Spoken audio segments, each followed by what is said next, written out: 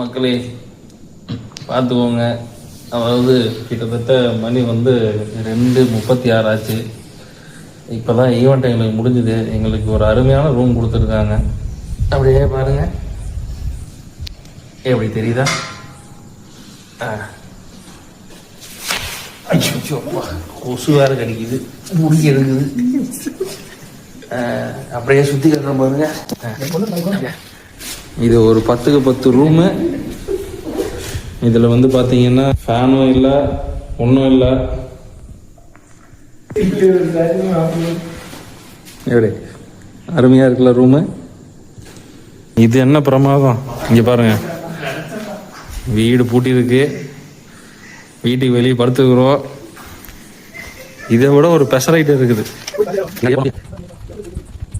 இதுதான் எங்களுக்கு கொடுத்துருக்கிற பாத்ரூம்.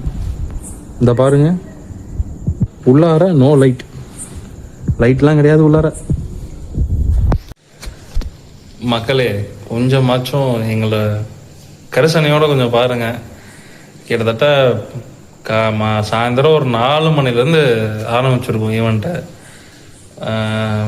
பார்த்தீங்கன்னா நின்று வேலை செய்கிற எங்களுக்கு கொடுக்குற தூக்க நேரம் 1 மணி நேரம். அந்த 1 மணி நேரம் நிம்மதியாக காலை நீட்டி படுத்து தூங்குறது கூட எங்களுக்கு ஒரு, நாங்கள் என்ன 5 ஸ்டார் ஹோட்டலில் தான் தங்குவோம்னு சொல்கிறோமா?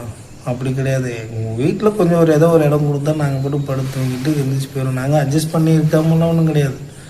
கொஞ்சமாவது ஃபோட்டோகிராஃபர்ஸுக்கும் கொஞ்சம் அவங்களும் ஒரு மனுஷங்க தான் அப்படின்னு நினைங்க. என்ன சொல்கிறது?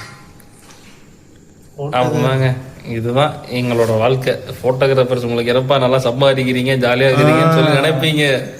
ஆனா அது உண்மை இல்லை, இதுதான் உண்மை.